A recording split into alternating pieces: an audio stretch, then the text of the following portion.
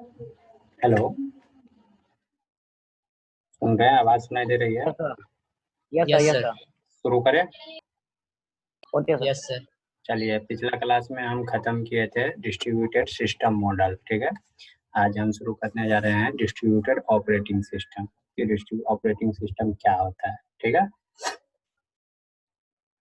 पहला तो ये तो पता है आपको कि ऑपरेटिंग सिस्टम जो सिंपल ऑपरेटिंग सिस्टम होता है सेम टू सेम इसमें भी ऑपरेटिंग सिस्टम लगता है, और उसमें ऑपरेटिंग सिस्टम में क्या कुछ नया हम कर सकते हैं या वही ऑपरेटिंग सिस्टम को हम डिस्ट्रीब्यूटेड बनाते हैं। ठीक है, यही चीज आगे हम करने वाले हैं।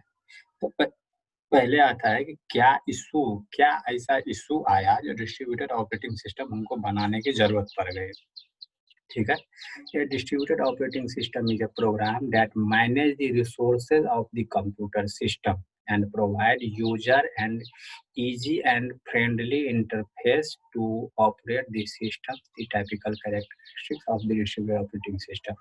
इसमें क्या बोल रहा है कि मैनेज जो डिस्ट्रीब्यूटेड ऑपरेटिंग सिस्टम होता है वो कंप्यूटर सिस्टम पूरे के पूरे कंप्यूटर हार्डवेयर को मैनेज करता है, और जो डिस्ट्रीब्यूटेड ऑपरेटिंग सिस्टम होता है वो यूजर फ्रेंडली, जो भी हम बोलते हैं ना कि विंडोज 7 यूजर फ्रेंडली था, विंडो 10 नहीं है, तो उसी तरीके से बोला जा रहा है कि डिस्ट्रीब्यूटेड ऑपरेटिंग सिस्टम जो होता है वो यूजर फ्रेंडली जो भी उसका मोड होता है वो प्रोवाइड करता है कस्टमर को। तो इसमें कुछ इसका कैरेक्टरिस्टिक्स भी है कि क्या है इसका जो वो फॉलो नहीं कर पाता है, या क्या ऐसा चीज़ है जो डिस्ट्रीब्यूटेड ऑपरेटिंग सिस्टम फॉलो हट के उस ऑपरेटिंग सिस्टम से हट के है डिस्ट्रीब्यूटेड ऑपरेटिंग सिस्टम।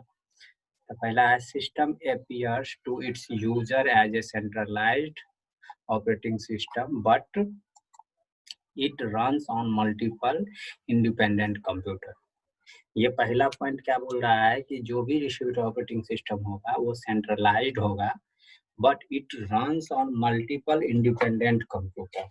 मीन्स कि अगर यदि हमारे किसी कंप्यूटर में ऑपरेटिंग सिस्टम नहीं है और कहीं दूसरे कंप्यूटर में ऑपरेटिंग सिस्टम है, तो वहाँ से अगर डिस्ट्रीब्यूटेड सिस्टम में हम ऐड कर दिए हैं कंप्यूटर को, तो कहीं दूसरे जगह से भी ये ऑपरेटिंग सिस्टम को हम एक्सेस कर सकते हैं। एज लाइक ए क्लाउड पे कोई बड़ा सॉफ्टवेयर होता है तो हम उसको क्लाउड पे स्टोर कर देते हैं, और जब मन होता है तब क्लाउड से हम उसको रिट्रीव करके उसको हम रन करवा देते हैं। मीन्स मल्टीपल कंप्यूटर कहीं से भी, जैसे कि आप फेसबुक देखिए, फेसबुक का एग्जांपल सबसे अच्छा है कि हम जो भी इमेज स्टोर करते हैं वो किसी भी कंप्यूटर से कहीं भी हम स्टोर कर देते हैं। मीन्स हम अपने, जैसे मेरा फेसबुक आईडी है तो उसको हम एक इमेज अपने मोबाइल से अपलोड कर दिए, ठीक है। अब उस इमेज को हम चाहेंगे तो कहीं दूसरे, मीन्स की लैपटॉप से एक्सेस कर सकते हैं। आज हम अपने गांव में है, कल दरभंगा जाएंगे, दरभंगा से एक्सेस करेंगे, परसों कहीं और जाएंगे तो कहीं और से एक्सेस कर सकते हैं। यही है कि सेंट्रलाइज्ड ऑपरेटिंग सिस्टम से हम उसको अब कर ही सकते हैं, यूज कर ही सकते हैं, बट वो किसी और जगह से मल्टीपल इंडिपेंडेंट कंप्यूटर पर से भी उसको एक्सेस किया जा सकता है। Okay, next line, each computer may have the same or different operating system but not visible to user। Means कि हम डिस्ट्रीब्यूटेड कंप्यूटर सिस्टम बनाते हैं और किसी के लैपटॉप में विंडो 10 होता है, किसी में 7 होता है, किसी में लिनक्स होता है, किसी में कुछ भी होता है, तो वो इंडिपेंडेंट है कोई भी ऑपरेटिंग सिस्टम रखने के लिए। अब क्या ऑपरेटिंग सिस्टम रखा है, ये जब हम रिमोटली एक्सेस करते हैं तो ऐसा थोड़ी पूछता है कि ये विंडो 7 है तो इसमें हम नहीं ऐड होंगे, या विंडो 10 है तो इसमें हम नहीं चलेंगे। जैसे कि फेसबुक हम मोबाइल में चलाते हैं, एंड्रॉयड ऐप में चलाते हैं, और कभी लैपटॉप से खोलते हैं तो विंडो 10 में भी खुल जाता है, कभी दूसरे लैपटॉप से खोलते हैं विंडो 7 में भी खुल जाता है। तो ये कहने का मतलब है कि यूजर्स को उससे कोई मतलब नहीं है कि विंडो 10 है कि विंडो 7 है कि विंडो 8 है। ओके, ये डिफरेंट ऑपरेटिंग सिस्टम पे काम कर सकता है। नेक्स्ट है user view, this system are a visual uniprocessor and not a collection of distinct machine. ये बोल रहा है कि यूजर व्यू जो होता है वो किसी विजुअल यूनिप्रोसेसर के उसके जैसा होता है।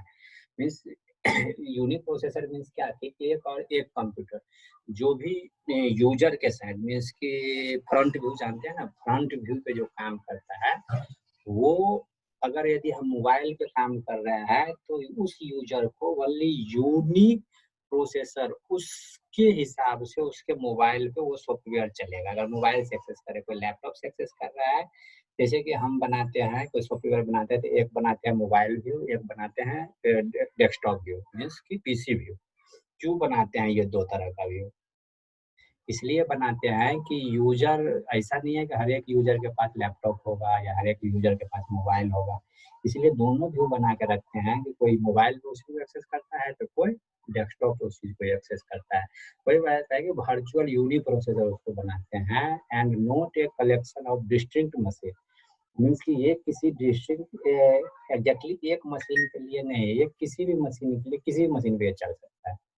ठीक है। नेक्स्ट है user does not know on what computer the job are executed.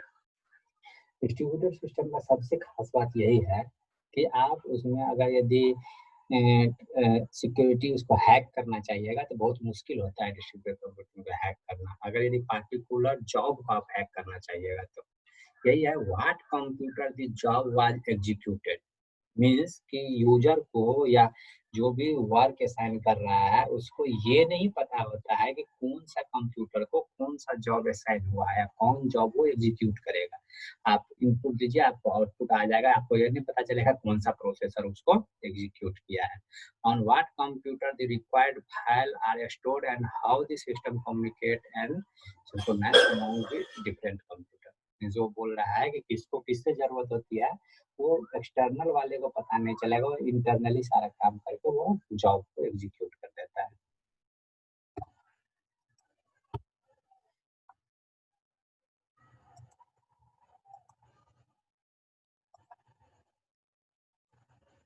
Next है issue that arise in distributed operating. क्या क्या ऐसा इशू आता है या क्या क्या फंक्शनलिटी है डिस्ट्रीब्यूटेड कंप्यूटिंग का? पहला है unavailability of up to date global knowledge. जो भी ऑपरेटिंग सिस्टम होता है उसका अपडेट होना चाहिए एकदम, जो होता है ना करेंट डाटा ग्लोबल नॉलेज, जो भी अभी आज की क्या नोटिस इशू हुआ, आज विंडो में क्या अपडेट हुआ, आज के आज ही वो चीज हमारे जगह पे अपडेट हो जाना चाहिए। ठीक है। दूसरा है नेमिंग, क्या नेम है, स्केलेरिटी, ये सारा चीज आगे हमको पढ़ना है, इसलिए हम इसको आगे की तरफ बढ़ा रहे हैं। ये सब तो उसका फंक्शन है कि किस तरह से हम ऑपरेटिंग सिस्टम में ये सब आता है और किस तरह से ये सब काम करता है। ठीक है।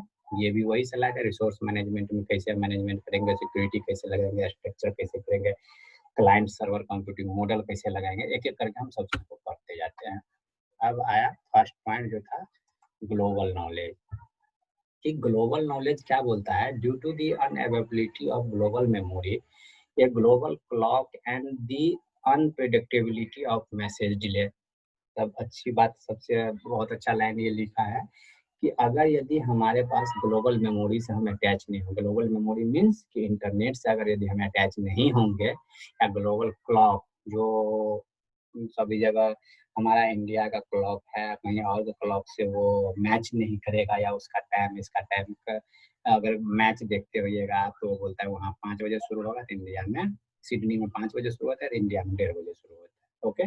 तो इस तरह से वो मैचिंग करके रखा है कि ग्लोबल एक एक तो ग्लोबल क्लॉक है जिसमें सारे देश के घड़ी जो भी हुआ क्लॉक है उसका मैचिंग होता है कि इतना बजे यहाँ तो इंडिया में इतना बजे होगा, अभी ऑस्ट्रेलिया में इतना टाइम हो रहा है तो इंडिया में इतना टाइम हो रहा होगा, अभी इंग्लैंड में इतना टाइम तो इंडिया में इतना टाइम। कोई ना कोई तो मैपिंग का वो होगा, वही होता है global clock. And unpredictability of message delay means कि जो भी अगर ग्लोबल या इंटरनेट से हम कनेक्ट होंगे तो हम मोबाइल में ही लैपटॉप में ही टाइम सेट करते हैं तो वो हमें पूछता है ऑटोमेटिकली टाइम सेटिंग। अगर ऑटोमेटिकली टाइम सेटिंग कर दीजिएगा तो जब भी आपका लैपटॉप इंटरनेट से कनेक्ट होगा वो इंटरनेट का टाइम वो कर लेगा, फैच कर लेगा। ठीक है। यही होता है कि कोई भी चीज़ उसमें अनप्रिडिक्टेबली मैसेज डिले नहीं होता है, जो अगर ग्लोबल क्लॉक से या इंटरनेट से जुड़े हुए हैं तो वो उसका data automatic. It is practically impossible for a computer to collect up-to-date information. It is practically impossible means कि अगर यदि आप प्रैक्टिकल करके, जैसे कि अभी इंग्लैंड में मैच हो रहा है, वो मैच हमको देखना है, अगर यदि प्रैक्टिकली हम करें, प्रैक्टिकली मीन्स क्या कि यहाँ से हम अपना सैटेलाइट लगाए, वहाँ से एक आदमी रिकॉर्डिंग करे, वहाँ सैटेलाइट पे वो डाले, इंटरनेट से डाले, इंटरनेट का स्पीड स्लो हुआ तो वो मैच आज चल रहा है, 2 दिन के बाद हमको दिखाई देगा। मीन्स प्रैक्टिकली सोचिए तो इम्पॉसिबल है। पर अगर यदि हम उसमें डिस्ट्रीब्यूटेड कंप्यूटिंग ग्लोबल नॉलेज से उसको कनेक्ट करते हैं तो हमको वहाँ जाने की जरूरत नहीं है। वहाँ का मीडिया कवरेज कर रहा है, वहाँ का मीडिया इंटरनेट पे अपलोड कर रहा है, हमको यहाँ मिल रहा है। ओके, तो ये होता है global knowledge. This leads to the two basic problems to the designing distributed operating system. How to determine efficient technique to implement decentralized system control. Means इसका कहने का मतलब है कि कैसे हम उस टेक्निक को इम्प्लीमेंट करके जो सेंट्रलाइज सिस्टम था उसको डिसेंट्रलाइज कर दे। डिसेंट्रलाइज मीन्स क्या कि जो एक जगह एक हाथ में पा, जैसे कि अमेरिका का सरकार होता है, सर्वे सर्वा वहाँ का राष्ट्रपति है, वो जब कर दिया पूरे अमेरिका में लागू हो गया। लेकिन इंडिया में क्या होता है कि मोदी जो कर देगा या जो गवर्नमेंट इंडियन गवर्नमेंट कर देगा वो तो होगा नहीं, क्योंकि यहाँ उस इंडियन गवर्नमेंट के अंदर राज्य सरकार भी है। राज्य सरकार के अंदर यहाँ डीएम अपने अपने डिस्ट्रिक्ट में सब अपना अपना तरीका से रूल लागू करता है। अभी जैसे हमारे यहाँ सुनाई में ऐसा आया है कि 6 तारीख तक लॉकडाउन बढ़ गया। ये तो भारत सरकार का फैसला नहीं है, ये तो बिहार सरकार का फैसला है। ये बोल रहा है कि डिसेंट्रलाइज उसको कर दीजिए। मीन्स कि एक कंप्यूटर, ये एडवांटेज है डिस्ट्रीब्यूटेड कंप्यूटिंग का कि वो डिस्ट्रीब्यूटेड कंप्यूटिंग में सारा कंप्यूटर खुद का डिसीजन लेता है। ये यही बात बोल रहा है। अभी तक में ये इशू था, ये इशू को दूर कर रहा है ग्लोबल नॉलेज से कि जो भी इम्प्लीमेंटेशन है, जो भी टेक्निक हम लगाएंगे उस टेक्निक को डिसेंट्रलाइज कर दीजिए, खुद से खुद का डिसीजन लेने दीजिए। ओके, नेक्स्ट है how to order all the event that occur at different time at different computer in the system due to the absence of global clock. अब ये बोल रहा है कि कोई भी कंप्यूटर किसी भी टाइम कोई भी एक्शन लेने के लिए रेडी है, ठीक है, एक्शन लेने के लिए रेडी है, पर वो अब एक्शन लेने के लिए रेडी है, अब वो उस टाइम का वेट नहीं करेगा। जैसे कि हमारा कंप्यूटर इंटरनेट से जुड़ा हुआ नहीं है और उसको डिस्ट्रीब्यूटेड कंप्यूटिंग का कोई काम आ गया, अब वहाँ पे वो अपडेट किया है कि ये कंप्यूटर 4 बजे इस चीज को ये काम करना शुरू करेगा, और हम अपने लैपटॉप में उसका टाइम सेट करके रखे हैं 2 घंटा डिले। मीन्स कि वहाँ 4 बजेगा तो मेरे घड़ी में 2 ही बजेगा। तो वो तो सेट किया है कि 4 बजे ये काम करना शुरू होगा, हम वेट करेंगे 4 बजे का, लेकिन मेरे लैपटॉप में 2 घंटा कम सेट हुआ है, 2 ही बज रहा है। तो वो बोल रहा है ग्लोबल टाइम का जो एक बार हम सेट कर दिए, ग्लोबल टाइम मीन्स क्या, सेम टाइम का वेट किए बिना, मेरा सेम टाइम का, जैसे ग्लोबल क्लॉक इंटरनेट से कनेक्ट होगा तो आपके लैपटॉप में ऑटोमेटिक 4 बज जाएगा। पर अगर यदि ग्लोबल क्लॉक से कनेक्ट नहीं है, उसके अब्सेंस में भी आपका कंप्यूटर काम करना चाहिए। मीन्स कि अगर यदि जो सेंटर वाला कंप्यूटर है, जो मास्टर कंप्यूटर है, वो असाइन किया 4 बजे काम करना है, तो आपके लैपटॉप में 2 बज रहा हो, 1:30 बज रहा हो, आपके घड़ी से कोई मतलब नहीं है। वो सेंट्रलाइज जो घड़ी है मास्टर कंप्यूटर में, उसके घड़ी से सब काम करना शुरू करना पड़ेगा आपको। ओके, वही बोल रहा है different computer in the system due to the absence of global clock. कोई इवेंट आए तो ग्लोबल क्लॉक के हिसाब से आपको काम करना ही पड़ेगा। नेक्स्ट है नेमिंग। ये सारा पार्ट है डिस्ट्रीब्यूटेड ऑपरेटिंग सिस्टम का। नेमिंग क्या है, name are used to refer object. Object के बारे में सब कोई जानते होगा, 7th सेमेस्टर में, तो ऑब्वियसली सबको पता होगा नेमिंग क्या होता है। Name are used to refer object. Object means क्या है, computer, printer, service, file, user, जो भी छोटा छोटा चीज है सबको हम एक ऑब्जेक्ट मान लेते हैं, और सबको एक हम डिफरेंट नाम दे देते हैं। जैसे ऑब्जेक्ट क्रिएट करते हैं तो ऑब्जेक्ट का नाम देना पड़ेगा, उसका एड्रेस देना पड़ेगा, कहाँ से उसको लेते हैं, डायरेक्ट लुकअप डायरेक्टरी लगाना पड़ेगा, टेबल है कि क्या है, वो सब चीज उस ऑब्जेक्ट का हम नाम दे देंगे, उसका एड्रेस दे देंगे, कहाँ से इसको हम ले रहे हैं। ठीक है, अब है इट रिक्वायर्स, पॉइंट देखिए, it requires more storage capacity. अब हम डिफरेंट ऑब्जेक्ट हम क्रिएट करेंगे तो उसके लिए स्टोरेज कैपेसिटी ज्यादा होना चाहिए। नेक्स्ट है सिंक्रोनाइजेशन रिक्वायरमेंट। अगर यदि हम ऑब्जेक्ट क्रिएट कर करके मेमोरी में रखते गए और उस ऑब्जेक्ट को एक दूसरे से हम सिंक्रोनाइज नहीं करवा है तो उस नेमिंग का कोई फायदा नहीं। जैसे देखिए कंप्यूटर और प्रिंटर है, कंप्यूटर का एक ऑब्जेक्ट बना दिए, प्रिंटर का एक ऑब्जेक्ट बना दिए, ठीक है, दोनों मशीन अलग अलग है। अब इस मशीन को सिंक्रोनाइज थ्रू वायर या वायरलेस, अगर यदि इन दोनों को हम सिंक्रोनाइज नहीं करवाएंगे तो क्या प्रिंटर काम करेगा? नहीं काम करेगा। कंप्यूटर को जो आउटपुट लेना होगा, प्रिंट करना होगा एक डॉक्यूमेंट, वो कर पाएगा बिना प्रिंटर का? नहीं कर पाएगा। ये बोल रहा है कि सिंक्रोनाइज करना बहुत जरूरी है। नेमिंग के साथ नेम दे दिया, ऑब्जेक्ट क्रिएट कर लिया, उसके बाद उसको कहाँ कौन सा डायरेक्टरी, डायरेक्टरी दीजिए, कहाँ स्टोर कर रहा है वो दिखाइए, उसके बाद उसको सिंक्रोनाइज कीजिए, ठीक है। ये पीपीटी आगे हम आपको देंगे तो आप उस चीज को पढ़ लीजिएगा कि आगे क्या क्या चीज इसमें करना है, ठीक है। नेक्स्ट है स्केलेबिलिटी। स्केल जानते हैं, distributed system generally grow with time.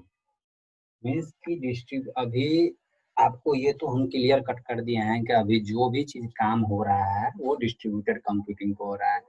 अगर यदि पैरेलल में काम करे तो पैरेलल में काम करने का क्या मतलब होता है कि अपना डिसीजन खुद का नहीं ले पाइएगा। अगर यदि अपना डिसीजन खुद का ले पाइएगा, काम करने के लिए इंडिपेंडेंट है, तो वो चीज अभी ज्यादा चल रहा है। मीन्स अब आपकी कंपनी में अगर कोई काम भी कर रहा है, उसको डिसीजन लेने के लिए इंडिपेंडेंट कर दीजिए कि तुमको बाउंड नहीं है, तुम 1 घंटा काम करो या 5 घंटा काम करो, हम तुमको ये प्रोजेक्ट दे रहे हैं, ये प्रोजेक्ट 5 दिन में खत्म हो जाएगा, हम तुमको 10 दिन का टाइम दे रहे हैं, तुम इंडिपेंडेंट हो, तुम 10 दिन में 1 घंटा काम करो या 10 घंटा काम करो, हमको 10 दिन में प्रोजेक्ट चाहिए फाइनल। ओके, तो ये होता है स्केलिंग कि इस चीज को ग्रो करना है तो आप उसको एक टाइम फिक्स कर दीजिए, इतना टाइम में हमको देना है। अब वो 1 घंटा काम करे, 5 घंटा काम करे, खुद का डिसीजन होगा उसका कि हम 1 घंटा काम करें कि 5 घंटा काम करें। इसीलिए आज के कंपनी में ज्यादा काम हो रहा है, खासतौर पर आईटी डिपार्टमेंट में। जैसे हमको देखो, अभी हम घर पे बैठे हुए हैं और 2 घंटा 4 घंटा 5 घंटा हम आपका लेक्चर ले रहे हैं, वो हम पे डिपेंड है कि हम आपका लेक्चर कब लेंगे। अभी आज जैसे हम टाइम पे ले रहे हैं, कभी बिना टाइम का भी कभी हम ले लेते थे, जब मन होता था तब हम आपको टाइम दे देते, लेक्चर ले लेते थे, ठीक है। लेकिन वो एक टाइम फिक्स कर दिया है कि आपको 1 वीक में 4 घंटा का क्लास लेना है, ठीक है। अब हम पे डिपेंड है कि हम कब ले क्लास। क्लियर, सबसे अच्छा एग्जाम्पल है इसमें है स्केलिंग, वो लगा दिया है, पर हम इंडिपेंडेंट है डिस्ट्रीब्यूटेड कंप्यूटिंग में कि कभी भी हम आपका क्लास ले सकते हैं। एक एग्जाम्पल है, एग्जाम्पल पढ़ लीजिएगा। compatibility, ठीक है। The interoperability among the resource distributed system must be a integral part of the design of a distributed system, ठीक है। compatibility और synchronization, आई थिंक दोनों वर्ड सेम है। सेम नहीं मीन्स तो हम सिंक्रोनाइजेशन में से एक दूसरे से सिंक्रोनाइज करते हैं। कंपैटिबिलिटी मीन्स क्या होता है, अभी जितना भी मोबाइल का चार्जर आ रहा है वो सी टाइप आ रहा है। सी टाइप मीन्स क्या, कि उसको उल्टा लगाइए या सीधा लगाइए, वो दोनों तरफ से सपोर्ट करता है और उसका पिन थोड़ा चौड़ा होता है, ठीक है। तो अगर यदि सारा चार्जर समझिए एक जैसा निकल जाए, सारा चार्जर एक दूसरे मोबाइल में लगे, तो वो कंपेटेबल है। अगर यदि अभी जो चार्जर आ रहा है वो सी टाइप आ रहा है, पहले का चार्जर कोई और टाइप था, तो वो चार्जर इसमें ना लगेगा ना उसका चार्जर इसमें लगेगा, वो कंपेटेबल नहीं है। मीन्स कहने का क्या मतलब कि अगर यदि मेरे कंप्यूटर में RJ45 केबल लगता है और उसको हम लगाएंगे RJ46 केबल, तो वो उसके लिए कंपेटेबल नहीं है। मीन्स जिस तरह का हमको चाहिए जो मशीन, उसी तरीका का हमको उसका कंपेटेबल पार्ट चाहिए, इंटरफेस चाहिए। दूसरा है बाइनरी लेवल, एग्जीक्यूशन लेवल और प्रोटोकॉल लेवल। आइए एक एक करके पढ़ते हैं कि बाइनरी लेवल में क्या है। बाइनरी लेवल कंपैटिबिलिटी में क्या है, in binary level compatibility all processor executed the same binary instruction set. हाँ, अब बाइनरी लेवल में क्या होता है कि अगर यदि हम बाइनरी नंबर जानते हैं 0101, अब 0101 के जगह पे 02 04 06 ऐसे करके हम दे दे, डेसिमल नंबर दे दे, तो क्या वो सपोर्ट करेगा? बिल्कुल नहीं। जो बाइनरी का इंस्ट्रक्शन है वही बाइनरी नंबर ही ऐड करेगा वो। इवन दो द प्रोसेसर में differ in performance and input output, अगर यदि बाइनरी इंस्ट्रक्शन उसको नहीं दिए, बाइनरी नंबर नहीं दिए, तो डिफरेंट आउटपुट एरर दे देगा, कुछ दे देगा, कुछ दे देगा, ठीक है। नेक्स्ट है execution level compatibility. Execution level compatibility is said to exist if the same source code can be compiled and executed properly on any computer in the distributed system। अब ये बोल रहा है कि same source code can be compiled. अब हम source code यहाँ से कंपाइल कर दिए, जैसे कि ए बी सी डी 3 को जोड़ना है, ठीक है। उसमें हम ए बी को नंबर दिए, सी के साथ उसको जोड़ दिए, और ये जो कंपाइलेशन वाला कोड है ये किसी और कंप्यूटर को हम लेके चले गए और उसको रन करवाने की कोशिश करेंगे, तो सबसे पहले वो तो सोर्स वो ढूंढेगा ना, उसका डायरेक्टरी कहाँ से इसको हम रन करवा रहे हैं। तो डायरेक्टरी ढूंढेगा, उसको डायरेक्टरी मिलेगा ही नहीं, तो कैसे कंपाइल करेगा, कैसे रन होगा, ठीक है। तो ये है एजुकेशन लेवल कि जिस कंप्यूटर पे हम कंपाइल कर रहे हैं वहीं पे हम रन करें तो ज़्यादा बेटर, ज़्यादा अच्छा रिजल्ट देगा। नेक्स्ट है protocol level compatibility. Protocol level compatibility is the least restrictive from the compatibility. Means कि ये बहुत कम कंपैटिबिलिटी होता है इसमें प्रोटोकॉल में। It achieve interoperability by requiring all system component to support a common set of protocol. इसमें ये बोल रहा है कि इसमें बहुत कम ही ऐसा रिस्ट्रिक्टिवली रहता है, कंपैटिबल होता है, पर ये होता है। बस ये समझिए कि प्रोटोकॉल लेवल कंपैटिबिलिटी होता है। जैसे कि फाइल ट्रांसफर करने के लिए एचटीटीपी से भी फाइल ट्रांसफर होता है और एफटीपी से भी फाइल ट्रांसफर होता है।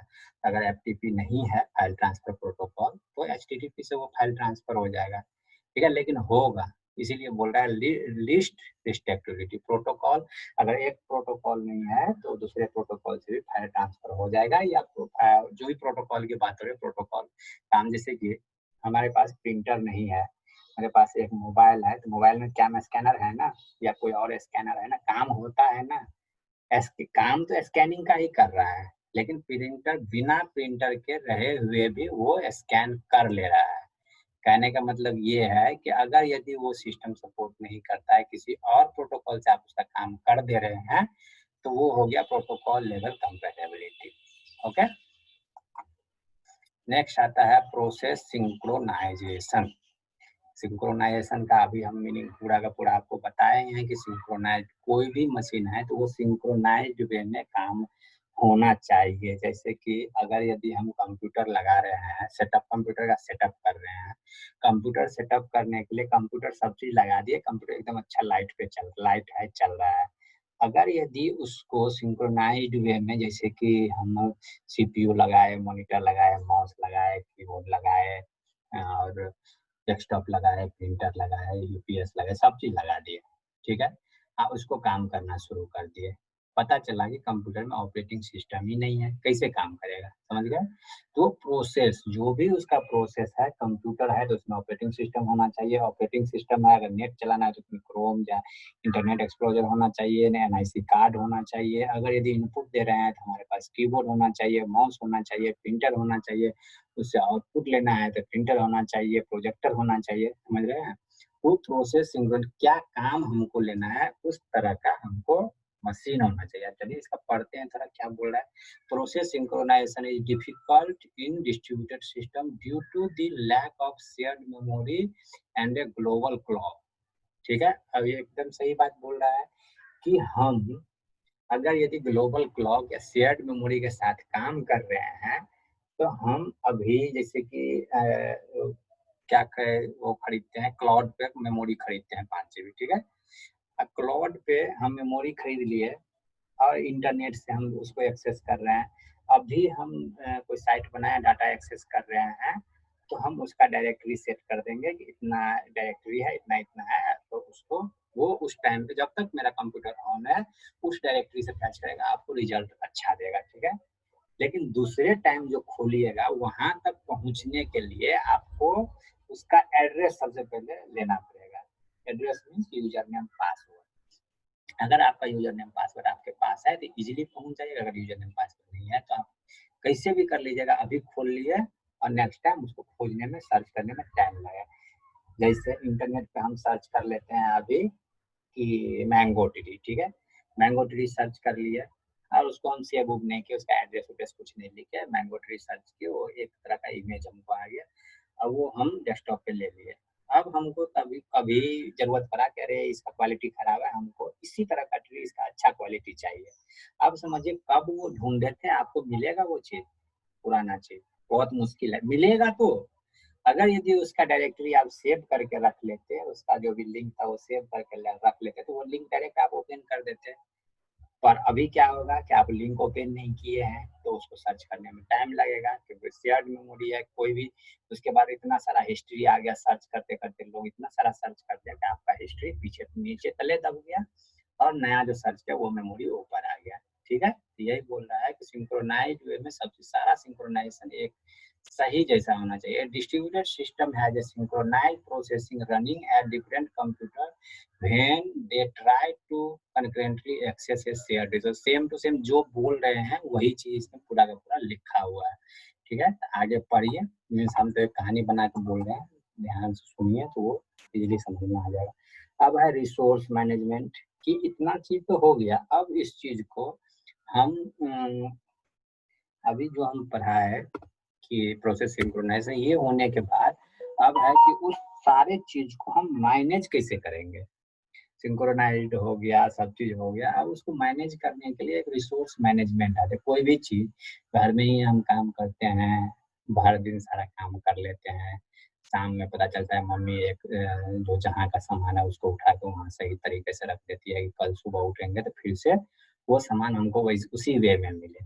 मीन्स होता है वो management. Resource management refer to scheme and method to make local and remote resource available to user in an effective and transparent manner। ठीक है, रिसोर्स मैनेजमेंट में क्या है कि मैनेजमेंट का टीम अलग होता है और कोडिंग टेस्टिंग सब का टीम अलग होता है। तो वो बोल रहा है कि एक इस तरह का इफेक्टिव मैनेजमेंट करो जो एकदम ट्रांसपेरेंट मैनर में हो। ट्रांसपेरेंट करने का मतलब क्या, कि आप एक फाइल बना रहे हो, मान लो कि हमारा एक फाइल में पैन कार्ड रखा हुआ है और फाइल का हम नाम दे दे आधार कार्ड। ठीक है, तो पैन कार्ड उसके अंदर है, नाम दिए हम आधार कार्ड। हम तो जानते हैं ये कि इसमें पैन कार्ड सेव है और हम रखे हैं इसका नाम आधार कार्ड। पर अगर यदि ये ट्रांसपेरेंट नहीं है, इफेक्टिव नहीं है, कोई दूसरा कोई इस कंप्यूटर पर बैठेगा तो देखेगा अरे आधार कार्ड है, तो हम बोल देंगे पैन कार्ड खोज के लो हमारा, और उसमें लिखा है आधार कार्ड, कैसे वो खोज पाएगा, ट्रांसपेरेंट ही नहीं है वो। समझ गए, तो वही है रिसोर्स में ऐसा मैनेजमेंट होना चाहिए जो काफी इफेक्टिव और वो ट्रांसपेरेंट हो। इसमें कुछ है data migration, computational migration and distributed scheduling. चलिए अब आइए सिक्योरिटी। अभी ये सारा पार्ट है और डिस्ट्रीब्यूटेड ऑपरेटिंग सिस्टम में किस किस तरह से हम काम कर सकते हैं।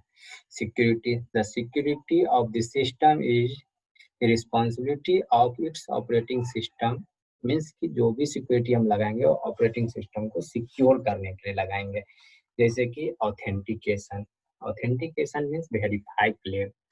जो भी ऑथेंटिकेशन होगा, जैसे कि कंप्यूटर में हम पासवर्ड लगाते हैं, ठीक है, अब हम पासवर्ड उस कंप्यूटर को एक्सेस करना है कहीं और से रिमोटली या खुद ही एक्सेस करेंगे, पासवर्ड लगाए हैं, तो जब तक वो पासवर्ड हम सही पासवर्ड नहीं डालेंगे उस चीज को वो खोलने नहीं देगा। दूसरा होता है ऑथराइजेशन। ऑथराइजेशन मीन्स क्या, deciding and authorising the proper amount of privilege. Means कि ऑथराइज ये समझते हैं ऑथराइज्ड पर्सन। मीन्स कि अगर यदि हम कंप्यूटर में सिक्योरिटी लगा रहे हैं, फिंगरप्रिंट लगा रहे हैं, तो उसको खोलने के लिए उसी आदमी का थंब या रेटिना की जरूरत होगी जो आदमी ऑथराइज्ड हो।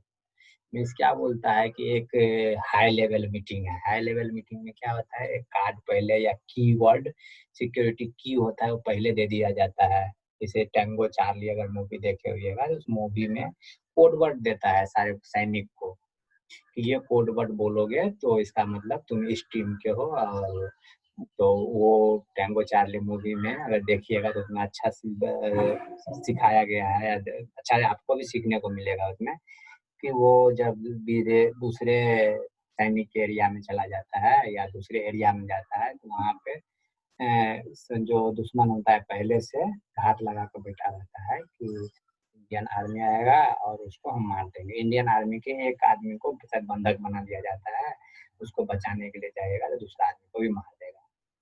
तो इसमें कुछ ऐसा ट्रिक लगाता है कि क्यों ना हम लोग एक गैंग की तरह काम करें और हम एक यूनिकोड बना लें कि जैसे यूनिकोड में तुम बोलोगे तो उस कोड को हम क्रैक करके वो समझ पाएंगे कि तुम ही मेरे टीम के हो, तुम बोल रहे हो। तो यही होता है ऑथराइजेशन। ऑथराइजेशन मीन्स क्या कि तुम्हारे पास एक की हो और दूसरे के पास की हो जो उसको इनक्रिप्ट करके वो समझ जाए कि ये ऑथराइज्ड पर्सन है। ठीक है, ये होता है सिक्योरिटी। दूसरा आता है स्ट्रक्चरिंग। स्ट्रक्चरिंग में क्या होता है कि किस तरह का स्ट्रक्चर आप बनाते हैं। हम शुरू से ही आपको एग्जांपल देते आ रहे हैं कि ring topology, star topology means कि अगर कंप्यूटर पे काम कर रहे हैं तो किस तरह का आप स्ट्रक्चर बना रहे हैं, किस तरह से आप कर्नल से या ऑपरेटिंग सिस्टम से काम लीजिएगा, उस तरह का एक स्ट्रक्चर बना के उसको दे दीजिए। जैसे फ्लो चार्ट, स्ट्रक्चर चार्ट, यही सब चार्ट होता है। क्लाइंट सर्वर कंप्यूटिंग मॉडल अब है कि अगर यदि हम चार्ट बना रहे हैं, कुछ बना रहे हैं तो किस तरह से वो काम करेगा, क्या मास्टर स्लेव की तरह, क्लाइंट सर्वर की तरह, या पेयर टू पेयर काम करवाइएगा। तो अधिकतर जो डिस्ट्रीब्यूटेड कंप्यूटिंग ऑपरेटिंग सिस्टम होता है वो क्लाइंट सर्वर की तरह काम करता है। क्लाइंट सर्वर मीन्स कि एक सर्वर होगा और डिफरेंट डिफरेंट क्लाइंट होगा, और सर्वर पे आप काम असाइन कीजिए और वो काम आपको क्लाइंट को मिल जाएगा काम करने के लिए। ठीक है, तो ये था आपका डिस्ट्रीब्यूटेड ऑपरेटिंग सिस्टम का सारा एग्जाम्पल। ओके, अभी तक में कोई problem? No sir. Slide number जैसे ही प्रॉब्लम हो स्लाइड नंबर याद रखिएगा कि ये स्लाइड नंबर पे प्रॉब्लम था, और स्लाइड नंबर बताइएगा, हम वहां जाएंगे और फिर उस पर डिस्कस करेंगे। ठीक है, तो ये अभी तक आपको डिस्ट्रीब्यूटेड ऑपरेटिंग